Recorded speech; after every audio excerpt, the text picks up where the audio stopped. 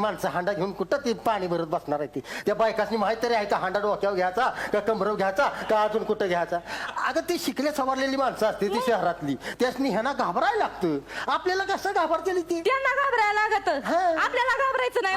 उलटा आपल्याला घाबरायला पाहिजे त्या लोकांनी. कसं काय कसं काय म्हणजे अहो, आपण उद्या पिकवलंच नाही आपल्या शेतामध्ये धान्य तर ते खातील काय? बुलेट ट्रेनच्या रुळा खातील का? हा का ते हवेचे ब्रिज खातील? शिजवून दगड माती काय खातील? खाऊ दगडनी माती नाही माझ्या हाती, तुझी कर्जमाफी योग्या म्हणे. आणि कसं आहे ताई, तुझं सगळं म्हणणं मला पटतं, पण कसं आहे सरकारच्या तिजोरीवर ताण पडतो. तुमचं कर्ज आम्ही माफ करू शकत नाही. चालू ठेव तुझे शेतामध्ये खपणं, पाहू नको स्वप्न कर्जमुक्तीचे. एवढं तुम्ही सांगेन. तुम्ही या आता चला. नाही बघणार साहेब, नाही खरंच नाही बघणार हो कर्जमुक्तीचं स्वप्न.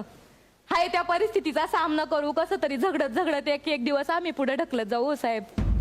पण फक्त तुम्हाला एक विनंती आहे बरं का, आम्हा शेतकऱ्यांचा खोटा कळवळा दाखवणं तेवढं बंद करा बरं, एवढीच विनंती आहे.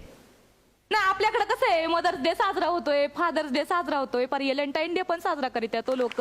पण आपल्या महाराष्ट्राचं दुर्दैव आहे का गेल्या 19 मार्चला आपल्या या देशामध्ये शेतकरी आत्महत्या दिन साजरा केला गेला उपोषण करून.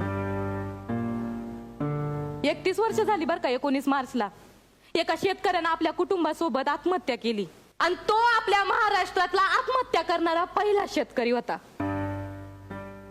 आहे की नाही आपलं दुर्दैव? हा आणि साहेब तो दिवस पण दूर नाही बरं का, जेव्हा तुमच्यासारखेच राजकारणी असं चौका चौकामध्ये रस्त्या रस्त्यावर असे बोर्ड लावतील का शेतकरी आत्महत्या दिनाच्या शेतकरी बांधवांना हार्दिक शुभेच्छा. तुमच्या पाया पडते साहेब, हा दिवस आमच्या नजर पडू देऊ नका फक्त. बघा ना, कमाले हो कमाले खरंच. म्हणजे डॉक्टरच्या पोराला वाटत का आपण डॉक्टर व्हावं, राजकारणाच्या पोराला वाटत का आपण राजकारणामध्ये घुसावं, पण इंजिनियरच्या पोराला वाटत का आपण इंजिनियर व्हावं, पण शेतकऱ्याला पण वाटत नाही हो का आपल्या पोरानं शेती करावी, शेतकऱ्याच्या पोराला पण वाटत नाही का आपण शेतीत राबावं. हे आपलं दुर्दैव साहेब. हे असं वाटणंय ना भविष्याच्या धोक्याचा संकेत आहे बरं, ध्यानात असू द्या. शुभेच्छा तुम्हाला. चला आपण त्याग करू.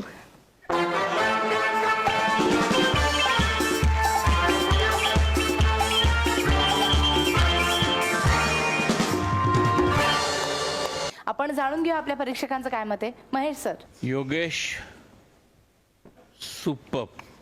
सचिन गोस्वामीचं विशेष अभिनंदन. Yes.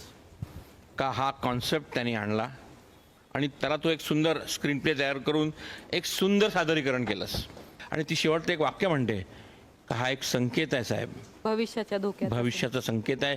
Danger bells are ringing and they are ringing. हा ॲक्ट आहे ना, हा ॲक्ट नुसतं कॉमेडीची बुलेट ट्रेनमध्ये नाही राहायला पाहिजे. हा ॲक्ट ॲक्च्युली ऑल इंडिया टेलिव्हिजनवर टेलिकास्ट झाला पाहिजे. अभिनंदन. झपाटलेला परफॉर्मन्स.